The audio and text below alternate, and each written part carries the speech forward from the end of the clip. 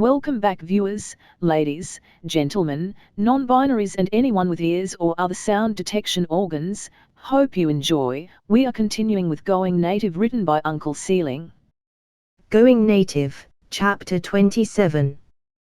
Jemsai, beloved son of House Julza, folded over in pain as the kick connected with his abdomen. Wind knocked out of him. He couldn't do anything when a hand grabbed the back of his shirt collar and pulled. The young man found himself sprawled on his face on the padded floor, his sword landing next to him with a heavy thud. "You're fighting angry again?" "Sai." "Yes, instructor." "Have you been trying those meditation exercises I taught you?" "Yes, instructor." "We had a bad meeting today," Keller remarked from the sidelines. Jemsai noticed with pride that her English was getting much better. Always an excuse.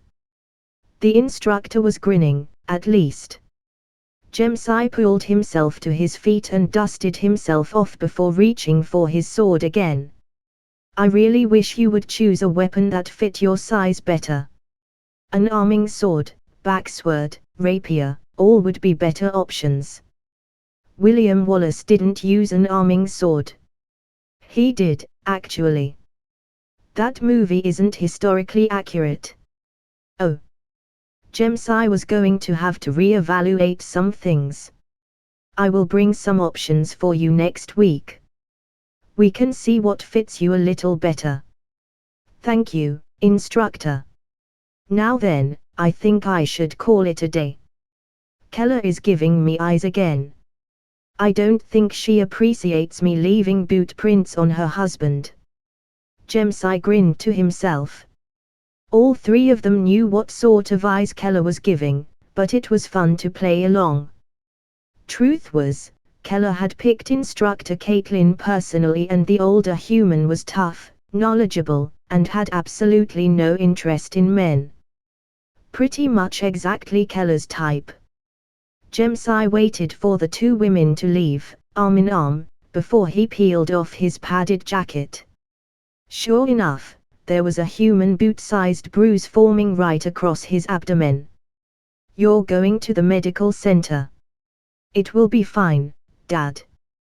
Toril had apparently slipped in without him noticing. While Keller was a huge woman, broad and muscular, Toril was small and slender for a Shilvati female, not much larger than Jemsai was. Toril's hair was long and dark, while Keller kept hers a short white mop. His two wives couldn't be more different, but without them he would never have been able to accomplish everything he had. "Don't take that tone with me. If I was your father, I wouldn't let a human try to cut you in half twice a week. It's my turn tonight, and I'm not going to put up with you complaining about your abs being too sore to put a good effort in." Her smile was pleasant, but Jemsai could feel himself getting flustered by the jab. That had only happened once. Maybe twice. A change of subject was in order. "Any progress on that interior officer?" "Not much. It looks like if she really is interior, she's not advertising it. In public she's Controller Celia Merrick. In reality, who knows? Your sister is willing to look into it for us." Jemsai nodded. Of course Jelsai would be on it like Marines on a soccer team. Not every day someone from the interior tries to blackmail a noble house. Toril continued, "I did just receive an interesting message. Fortuitous timing, I think." "All right, spill it." "A friend of your cousin Selim sent us a message. Their son was caught in that station explosion. His wife has been trying to hunt down the killers and sent us a warning that the perpetrators were trying to frame our family." That's hardly news. While no formal accusations had been made as of yet, the interior had been conducting interviews, grabbing shipping manifests, and generally been making a nuisance of themselves since the incident. "Right," except this Marin Elbruck is willing to offer us all the exonerating evidence she's come up with in exchange for some help. So two blackmailers. That's the weird thing. I looked up Marin. She is currently assigned to work under Controller Merrick, but I got the impression from the message that she's not asking for help on behalf of her boss. That is weird. I think perhaps we should pay her a visit. Where is she? Oh, you're going to love this. The cackling of a witch pierced the air and the entire room seemed to freeze. Samuel was in the kitchen with Sammy and Marin, preparing for a truly epic work marathon. Sammy was showing Marin how to work the coffee maker, but they stopped mid-sentence. That noise was programmed into the security system, keyed to a particular handprint. Celia was here. There was no reason for her to be here, outside of her normal schedule, but they only had moments to prepare before the tall, bulky Shilvati stomped into the room. I want my data. Marin stepped forward. We're tracking a shuttle that was attached to the station. I don't give a shit about your gutter-stiff husband, Celia roared. Marin took another step, but Celia's arm came up and from his vantage point to the side Samuel had a clear view of the pistol as the interior agent pointed it directly at Marin's face.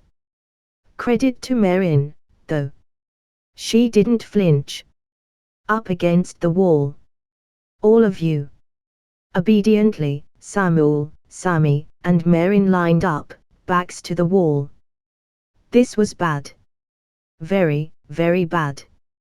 Samuel had nightmares of Celia that started like this. He could feel panic rising up from the back of this throat and tasted bile. He let out a small shiver, felt a wave of nausea. Fingers intertwined with his and a reassuring squeeze brought Sam back to reality. He looked over at Sammy, and, though they were clearly terrified, the small smile helped slow Samuel's racing heart. Celia grabbed the corner of the kitchen table and tipped it, snacks flying across the room as she cleared out an area for her angry pacing. Okay, there are two ways this can end. In one, I dig 3 holes and you all disappear. It's work, but to be honest, I could use the exercise. Celia let out a small laugh and patted her paunch before continuing. In the other, you give me what I want and none of you die. She slid up to Marin and raised her pistol, wedging it painfully into Marin's eye. The woman grimaced in pain, but didn't otherwise react. In 3 days, Marin Elbruck is getting reassigned. Apparently after the death of her husband, she really wanted to get away from this dangerous planet. I hope you enjoy doing data analysis on border pirate attacks. Celia stepped up to Sammy. Sammy Painter is going to shill. Apparently a few noble houses want to meet the genius human who is going to make them a lot of money. Good for you, and I hope you don't mind that you're never coming back to this goddess-forsaken planet. If you do come back, well. A hand raised up and stroked Samuel's cheek.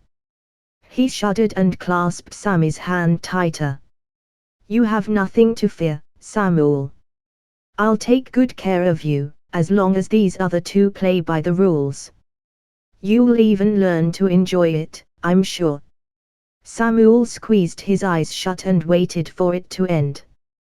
3 days. Or I dig 3 holes. After what felt like an eternity, the purple hand with its long, thick fingers left and he could feel as much as he could hear Celia stomping away. She's never going to enter this building again. Marin was holding an ice-filled dish towel over her bruised eye, but the angry look on her face was mirrored in Sammy's own. They could feel the sort of cold anger brewing that they had never felt before. The kind that started, or possibly ended, wars. Sammy had never really been the sort of person that got angry. Upset, sure, but never actually mad. Celia had been on their blacklist from the moment she first laid hands on Samuel, and this just made it so much worse. Rage was a new sensation, and even if Sammy didn't like it, they could sure shit use it. First things first, though. Samuel needed help. Sammy didn't think he had actually moved at all since Celia had left. "Sam, sit down. You look like you're about to faint." That got Marin's attention as well, and the Shilvati got a chair righted while Sammy positioned Samuel on it. His normally pale skin looked almost grey and he was starting to shake a little. "Marin, can you run up to the bedroom and get one of those blue fuzzy blankets?" Marin nodded and then she was off like a shot. "Sam, stay with me. She's gone. You're safe, and if she comes back I'll knock her block off." That got a small smile from their husband. "Marin's going to get you a blanket and then we're going to move you onto a couch and snuggle you for a little while. Doesn't that sound good?" He shook his head a little, but wasn't reacting much. "And I have that cannon your friend Dave got me. If that horrible woman tries to come back in here I will quite literally cut her in half with it." Marin wrapped Samuel in the blanket with a flourish. Sure enough, the huge gun was strapped across her back. "You're safe, Sam. We've got you." Ieng. That stopped everyone. "Get me some coffee. I'm gonna find Ieng."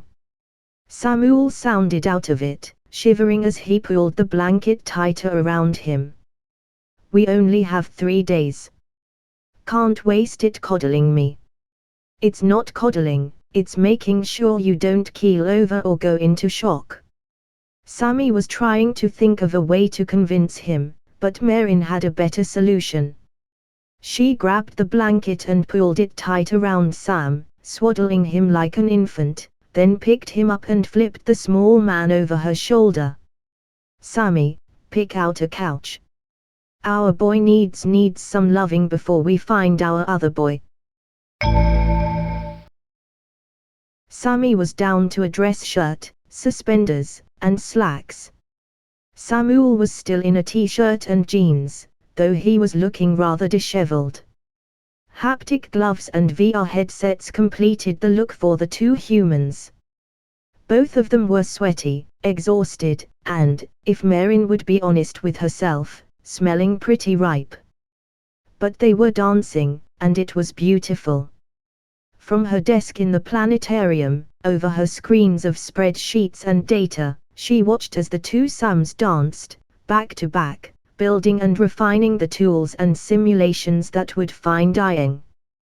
They had been dancing for over 32 hours, functioning on nothing but rage, determination, a few snacks, and 4 pots of coffee so thick that you could probably patch a hull with it. Marin had heard of humans having fantastic stamina and thought she had understood it after their time in the bedroom, but that was nothing. This was what humans were capable of. Focus and drive that pushed past biological limits. Marin had taken 2 naps and was still exhausted, but her 2 weird little humans were still going, even if they had slowed down. Above them, the dome had been divided into 2 screens. On one side was the space station, the wreck of the Pockets *, and a flat grey model of the small shuttle that had steadily been gaining details. The model predicted that the shuttle had taken significant damage, but not to the pilot compartment. If the shuttle hadn't moved, Ieng would have been fine sitting right there. Only it had moved, pushed by the shrapnel and possibly by a pilot's sense of self-preservation. The second screen showed a globe of the Earth covered in potential orbits and vectors the shuttle could have ended up in. The chance of them being in an orbit still was unlikely, but needed to be explored. Far more likely was the northern side of the Western Hemisphere, a circle of uncertainty that was slowly, inevitably getting smaller as the model predicted possible landing sites. The dance was interrupted by a ping from everyone's Omnipod at once. Since Celia's visit, they had put the building on lockdown and set the cameras outside to alarm for any motion. Marin checked it and her brain locked up for just a moment before she could make sense of it. Someone had landed a small shuttle in the parking lot, the weight of its landing gear punching holes in the asphalt. She could even see a plume of smoke raising from one of the inductive charging spaces that had been crushed. "Armor up, we've got company." Samuel checked his pistol again. He knew it was just nerves, but he had been awake for at least 40 hours at this point. It was a semi-automatic 10mm pistol based on the venerable 1911 platform, and while there was no way in hell it could punch through Shilvati armor, it still had as much kinetic energy as getting hit with a bowling ball going 55 km an hour. If Celia was going to try to take him, she wasn't going to be happy with the results. The three of them were ducked behind the reception desk, with an easy view of the front doors. The display at the desk showed the view from the security cameras, and they watched as a side hatch opened and two Shilvati in body armor stepped out to guard the doors. "That's not military armor. Or what the interior usually uses." "Curious." Marin's voice sounded strained. Sam knew she had taken a couple naps, but even with that none of them were in shape for combat. 3 more figures stepped out of the craft and Samuel's terror slipped away in a blast of confusion. 3 Shilvati, 2 females and a male. All in well-cut, flattering human business suits and long coats to block the winter chill. The 2 in armor moved with them, always watching as the 3 approached the entrance. The male, flanked by a huge woman to his right and a much smaller to his left, knocked politely on the door, then noticed the intercom and pressed the button. His English was fantastic. "Is this the Painter Planetarium, Observatory, and Science Center? I know we don't have an appointment, but if you don't mind I'd like a tour." Jemsai didn't know what he expected when he arrived at what he was told was a museum, but 2 tiny humans and a marine, all illegally armed and wearing combat armor was definitely not it. Both of the humans had removed their helmets and he made sure to take the time to do a proper double take. "Wait. Are you Sammy Painter? The physicist?" The human looked exhausted, but the distinctive blonde puffball of hair bounced as they nodded. "Play this cool. You came to visit an observatory and are surprised to meet the person whose name is on the building." The other human, a male, was being snooky, but if anything he looked even more tired than the other one. "Well, I admit that I had assumed someone as important as Miss Doctor. Sammy is fine. As important as Sammy would be out wining and dining. It's 7:30 in the morning." That other human was definitely suspicious and protective. A mate perhaps. It would be prudent to make an ally of this man. "I apologize for not introducing myself. My name is Jemsai Chulza, honored son of the House Chulza. I am most pleased to make your acquaintance." He reached out for a handshake and, after a moment of confusion, the male took it. "I have found myself a bit taken with the human custom of shaking hands. You can learn so much more about a person than you can with a simple bump." "Samuel Forsyth Painter. You will forgive me if I don't show proper respect at your house and title. You are quite literally the 3rd Shilvati I have ever met and I haven't slept in." The human looked at a wall clock. 43.5 hours. Jemsai couldn't help it. He laughed. "It's quite all right. I know you aren't open for another half an hour." That seemed to break the ice nicely, and both of the humans started laughing, perhaps a bit too hard. Toral, of course, had to take that moment to butt in. I have to apologize for my husband. He is notoriously pushy. We will retire to the shuttle and give you an hour or so to freshen up. It seems that you were expecting a very different type of company this morning. An hour and a half later, Marin stood at the ready while Samuel, now in slacks, a button-down shirt, and a lab coat, let the three members of House Julza back in. She had very little experience with members of the nobility, but even for them these three seemed odd. Why did they introduce themselves in English? Why dressed like humans? And you are Marin, of course. The reason we're here. With a start, Marin realized that she had zoned out. She was just so tired. Jemsai was offering her a fist bump, which she returned numbly. And of course, you're still armed and armored. How prudent. I'm not about to let something happen to these two. Understandable. Now, I believe we all have some business to discuss, but before that I would like a tour. I do so love museums, after all. Samuel seemed to brighten up a bit. I'll get everything powered on. Sammy, you good to be tour guide. You know it. Sammy seemed energetic and chipper in their own lab coat. How did they do it? An hour nap and they were going strong. As Samuel jogged out to make preparations, Marin prepared to take up the rear. That's a Bancroft XL12, isn't it? I thought they were still banned for import. Marin glanced over to see that the huge boulder of a woman who had been accompanying Jemsai was staring at her gun. Marin was tall, but she was taller and broader, the human-style clothing bulging around the muscles in her shoulders and arms. I guess so. It was a gift. May I see it? The woman seemed politely eager, but Marin was suspicious. She was not going to let either Sam get hurt, even if she had to obliterate a noble to do it. I'm uncomfortable handing over my only weapon. I'm sure you understand.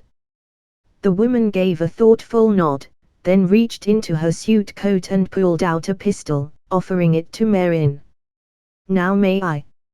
End of chapter. If you enjoyed, like, subscribe, click the bell so you don't miss any episode and do all the other YouTube stuff. Visit and support the author, and I'll see you next time. If you didn't enjoy, comment on what I can do better. And as usual, have a wonderful day.